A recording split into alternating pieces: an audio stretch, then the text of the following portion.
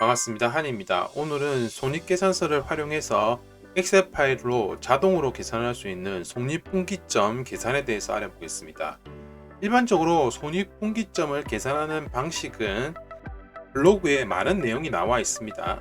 손익계산서를 활용해서 손익분기점을 계산하는 방법, 손익계산서를 활용해서 사업 단위의 이익을 분석할 수 있는 것까지 실제로 할 수 있어야지만 사업 계획서를 만들 때도 실질적으로 도움이 되고 어떠한 시뮬레이션으로 손익 구조를 변경이 가능한지도 알 수가 있습니다. 내가 사업을 하고 장사를 하고 물건을 파는 데 있어서 손익계산서를 작성하지도 못하면서 얼마만큼의 매출이 필요한지 또는 얼마만큼의 물건을 팔아야 되는지조차 손익분기점도 계산을 하지 않고 장사나 사업을 하게 되시면 절대로 성공을 할 수가 없습니다. 손익분기점을 기본적으로 계산하는 방법은 여러 가지 내용이 나와 있지만 일반적으로 손익계산서를 활용해서 손익분기점을 활용하는 계산 방법 같은 경우에는 자세히 나와 있지 않아서 제가 오늘 관련된 내용을 설명드리도록 하겠습니다.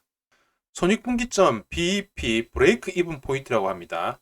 보통 계산 방식이 그렇게 복잡하지는 않습니다. 매출액의 비율이 있고 예를 들면 매출액이 1,700억 정도라면 손익분기점이 1,400억 정도에만 도달해야지 손익분기점이 됩니다. 변동비가 약 1,500억, 고정비가 한 126억 정도라고 따진다면 손익분기점은 약 1,455억 원 정도가 되는 것입니다. 여기서 매출액과 손익분기점의 차액이 MS 비율이라고 합니다. 실현한 매출액이 BP, 즉 매출액 대비 얼마나 초과하는지를 나타내는 지표를 MS 비율이라고 합니다. MS 비율이 높을수록 기업의 안정성이 높다고 말할 수가 있습니다. 기본적으로 손익계산서를 계산하는 방식은 여러 가지가 있습니다. 기본적인 내용도 이렇게 알아보고 응용 공식도 한번 알아보도록 하겠습니다. 엑셀 파일에는 모든 서식이 다 되어 있기 때문에 손익계산서를 활용해서 간단하게 계산이 가능합니다.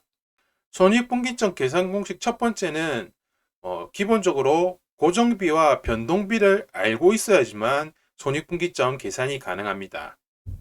손익분기점 계산 공식은 고정비 나누기 1 변동비 나누기 매출액입니다. 1 변동비 나누기 매출액이 한계 이익률입니다. 그래서 두 번째 계산 공식은 고정비 나누기 한계 이익률입니다. 이런 식으로 손익분기점 계산이 가능합니다. 쉽게 얘기하면 한 기간에서 매출액이 그 이하로 감소하면 손실이고 그 이상으로 증대하면 이익을 가져오는 기점을 손익분기점이라고 말을 합니다. 손익분기점을 계산하기 위해서는 한계이익과 공원이익의 개념에 대해서는 제대로 알고 있어야 됩니다. 한계이익 또는 공원이익을 계산을 제대로 하지 못하면 손익분기점을 계산을 할 수가 없습니다. 한계이익은 매출액에서 변동비를 뺀 개념을 말하고 한계이익률은 한계이익에서 나누기 매출액입니다. 변동비율은 변동비 나누기 매출액이 될 것이고 고정비율은 고정비 나누기 매출액이 될 것입니다. 이러한 손익분기점 계산과 응용 공식을 기본적으로 알고 있어야지만 손익계산서에 따라서 손익분기점 시뮬레이션도 가능하고 변동비가 얼마나 변하는지 고정비가 어떻게 되는지 부분에 있어서 변동을 가했을 때 어떤 식으로 예상 사업 계획의 시뮬레이션 할 수 있고 손익분기점을 응용해서 계산도 가능합니다. 손익분기점을 기본적으로 계산 공식 1과 응용 공식 1을 알게 되면 손익분기점 응용 공식 두 번째를 파악할 수가 있습니다. 특정 매출을 했을 때 발생하는 손익액을 산출하는 공식은 손익액 이꼴 매출액 곱하기 1 변동비 나누기 매출액 빼기 고정비입니다. 특정 목표 이익을 얻기 위해서 필요로 하는 매출액 산출 공식은 필요 매출액을 기준으로 했을 때 고정비 플러스 목표이익 나누기 1 변동비 나누기 매출액입니다. 이러한 계산 공식 자체 전부 다가 말 그대로 앞에 계산 공식 1, 응용 공식 1에 다 포함되어 있습니다. 이걸 기반으로 해서 손익분기점 응용 공식 두 번째도 응용해서 필요한 내가 특정 매출을 하였을 때 발생하는 손익액도 산출을 할 수가 있고 특정 목표 이익을 얻고 싶다고 일반적으로 가정을 했을 때 얼마나 필요한 매출액이 산출되는지도 알 수가 있습니다. 이러한 내용을 토대로 해서 엑셀 파일을 설명드리겠습니다. 기본적으로 사업계획서에 있는 손익계산서 파일입니다. 여러 가지 전체적인 내용이 있고 사업부별로 내용이 이렇게 작성도 가능합니다. 여기서 노란색으로 표시되어 있는 부분은 일부러 제가 변동비를 표시를 해 놓은 것입니다. 변동비 내용을 보면 말 그대로 월별 고정적인 비용이 아닌 변동성 금액으로 10%든지 20%든지 많게는 30%막 변하는 금액을 얘기합니다. 해당 손익계산서는 제조업체 기반으로 만들어졌기 때문에 제조업이 아닌 경우에는 매출 원가 부분을 다 삭제하시면 됩니다. 그러니까 결론은 제조 원가, 단기 제조 원가를 쭉 이 부분이 없다고 생각하시면 됩니다. 단순하게 매출 원가 개념을 통으로 두셔도 되고 아니면 매출액 나누기 매출 판매 관리비겠죠. 매출액에서 판매 관리비만 뺀 영업이익 형태로 그렇게 일반적인 회사에서는 정을 하셔도 됩니다. 원재료의 포지션은 제조업도 그렇고 일반 업도 마찬가지지만 대부분 다 70%, 80%, 많게는 95%까지 원재료 비용이 많이 들어갈 것입니다. 그래서 대부분 원재료는 변동성 비용으로 잡고 전력비나 수선비, 운반비, 포장비, 소모품비, 외주 가공비, 연료비, 판매 관리비에 있어서는 운반비가 될 수도 있을 것이고 몇 가지가 더 될 수도 있을 것입니다. 이런 걸 변동성 경비라고 하고 고정비는 말 그대로 매월 변동이 없는 것을 얘기합니다. 여기서 질문이 하나 생길 건데 그러면 매월 조금씩 변하는 것도 변동비 아닌가요? 이렇게 물어볼 수도 있는데 너무 크게 생각하지 마시고 너무 복잡하게 생각하지 마시고 변동비는 매월 추정할 수 없을 경우에 한해서 그냥 변동성 경비로 생각하시면 됩니다. 다만 예를 들면 이번 달에는 100만 원의 고정비가 나왔는데 다음 달에는 110만 원이 나올 수도 있고 3개월 뒤에는 120만 원, 130만 원 이런 식으로 10% 범위 이내에서 크게 변동이 있다 그런다면 굳이 변동성 비용으로 잡지 마시고 범위가 크지 않은 경비 같은 경우에는 고정성 경비로 놔둬도 상관이 없습니다. 손익분기점을 계산하거나 손익계산서를 응용해서 계산할 때 가장 중요한 것은 변동성 경비입니다. 변동성 경비를 제대로 파악하지 못하면 손익분기점 응용 공식이나 사업계획서에 있어서 예상 손익계산서의 시뮬레이션을 제대로 할 수가 없습니다. 그렇기 때문에 변동성 비용이 큰 것을 포지션으로 잡아서 변동성 경비를 잡으시면 됩니다. 굳이 복잡하게 일일이 세분화해서 많이 나눈다고 해서 좋은 것은 아닙니다. 변동성 경비 포지션이 전체 매출액의 70% 이상만 차지해도 충분합니다. 고정성 경비가 전혀 없으면 오히려 더 계산하는데 더 힘들고 오히려 맞지 않을 수가 있으니 변동성 경비를 중점으로 향후에 추정이 불가능하고 미래의 예상 수치에 있어서 조금 파악하기가 까다로운 것을 변동성 경비라고 그렇게 생각을 하시면 됩니다.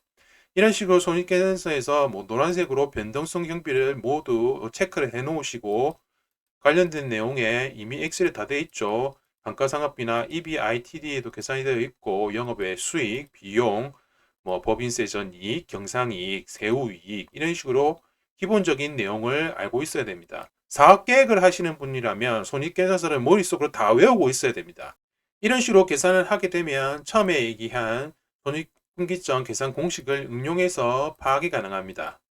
앞서 손익계산서에 작성한 내용에 손익계산서에 있는 이 부분에 노란색에 표시된 변동비 부분이 다 들어가 있고 한계의 이익률, 매출액에서 변동비를 빼주고 다시 나누기 매출액의 한 부분이 그리고 곱하기 100%로 나타난 한계의 이익률, 고정비가 나와 있고 연간 BEP는 한계의 이익률 나누기 고정비가 될 것이고 월간 BEP는 나누기 12 이런 식으로 손익분기점 1, 손익분기점 2 응용공식이죠. 한계이익은 공원이익, 공원이익이 될 것이고 매출액 나누기 변경비가 될 것이고 한계이익률은 한계이익 나누기 매출액이 되겠죠. 변동비율 그리고 고정비율 이런 식으로 기본적으로 엑셀을 통해서 미리 손익계산서를 작성하게 되면 나머지는 서식을 통해서 바로바로 이런 식으로 작성이 가능하면 파악이 빠르게 됩니다.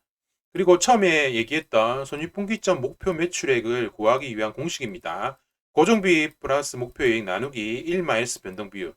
목표이익 1을 얻기 위한 그런 공식을 얘기합니다. 목표 매출액을 정해놓고 그리고 목표 영업이익이 어떻게 되는지 기존 매출과의 차이점이 어떻게 되는지 이런 식으로 목표이익을 얻기 위해서 내가 예상 시뮬레이션을 할 수가 있습니다. 109%의 9%의 증가, 10%의 증가, 15%의 증가, 그리고 20%의 목표이익이 증가했을 때 어느 정도의 목표 영업이익을 얻어야 되고 어느 정도의 목표 매출액이 돼야 되는지, 그리고 기존에 우리가 고정 세팅해 놓은 기존 매출과의 차이점은 어느 정도가 되는지 변화하는 시뮬레이션은 이런 식으로 알 수가 있습니다. 사업부가 될 수 있을 것이고 전체 그룹사가 될 수 있으며 목표 매출액이나 정확하게 당신들이 이익을 얻기 위해서는 목표 매출액이 얼마가 돼야 되고 비용 포지션은 어느 정도 써야 되고 목표 영업이익은 이렇게만 돼야지만 우리가 목표 이익을 얻을 수 있다는 것을 정확하게 설명을 해줄 수가 있습니다. 손익분기점을 계산을 하게 되면 매출액 대비해서 연간 BEP율을 이렇게 나타낼 수가 있습니다. BEP율 판정 기준은 우량 기업은 70% 이하, 그리고 안전 기업은 71에서 85, 보통 기업은 86%에서 93, 불안 기업은 94% 이상 이렇게 보시면 됩니다. 손익분기점이 높으면 높을수록 결손이 심하고 불안정한 기업입니다. 말 그대로 손익분기점이 아무래도 퍼센트상으로 낮으면 좋겠죠. 70% 이하가 된다면 우량 기업이 맞고 그만큼 손익구조가 좋다는 뜻입니다. 이런 식으로 BEP 구조를 만들 수가 있습니다. 62%의 BEP 구조를 나타내고 매출액이 나오고 변동비가 나오고 고정비가 나오고 고는이익이 나오고 영업이익이 나오게 됩니다. 이게 기본적으로 정해놓은 BEP 구조가 되고 MS 비율, MS 금액, 비율 차이가 이렇게 표시를 할 수도 있습니다. BEP 구조가 고정된 상태에서는 케이스별로 변동비 감소에 따른 공헌이 개념을 반영할 수도 있을 것이고 변동비 감소에 따른 매출액 변화 개념도 확인을 할 수가 있습니다. 기본적으로 고정된 상태의 BEP 구조, 최초에 계산된 사업계획에 고정되어 있는 BEP 구조라면 변동비가 1% 감소했을 때 BEP 구조가 어떻게 되는지, 변동비가 어떻게 되는지, 2% 감소했을 때 BEP가 어떻게 되는지, 변동비의 포지션이 어떻게 되는지, 그리고 영업이익이 어떻게 되는지까지 이런 식으로 시뮬레이션으로 확인도 가능합니다. 변동비 감소에 따른 매출액 변화 개념도 이런 식으로 매출을 갖다가 변동비 1%의 감소인데 무조건 변동비만 감소했다고 해서 매출액도 고정이라는 불변의 법칙 같은 건 없습니다. 그러면 BEP가 변화를 그대로 뒀다 치고 변동비도 그대로 있다 쳤을 때 매출액은 변화가 2%가 변할 수도 있고 4%가 변할 수도 있고 그런 식으로 6%의 증가를 할 수가 있고 이런 식으로 변동비가 변함에 따라서 매출액이 고정이 될 수도 있지만 변동비가 변함에 따라서 매출액 역시 변화되는 포지션을 잡을 수도 있습니다.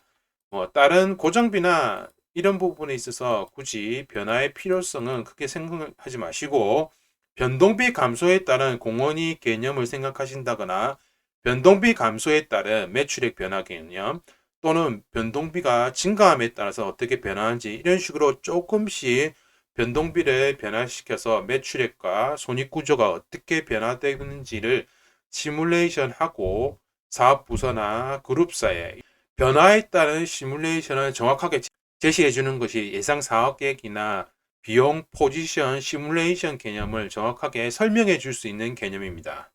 이런 식으로 손익분기점 계산하는 방법은 간단합니다. 하지만 손익계산서를 활용해서 회사의 매출액을 어느 정도 얻을 수 있고 목표 매출액이 얼마인지 거기에 따라서 변동비는 이렇게 된다. 그리고 고정비는 이렇게 된다. 목표이익을 얻으려면 이 정도의 매출액은 세워야 된다. 또 거기에 따라서 BEP는 이 정도에 도달을 해야 된다.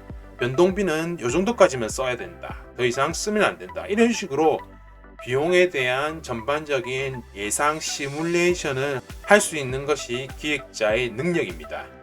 오늘 제가 준비한 내용은 여기까지입니다. 사업계획이나 손익계산서를 계산할 때 너무 어렵게 생각하지 마시고 특히 손익분기점 BEP 구조 분석을 하실 때는 항상 변동비 개념과 한계의 부분을 생각을 하시면 정말 쉽게 사업계획서를 작성할 수가 있고 손익분기점을 계산할 수가 있습니다. 다음 시간에는 더 유익한 내용으로 찾아뵙도록 하겠습니다. 구독과 좋아요 부탁드립니다. 지금까지 환이었습니다. 감사합니다.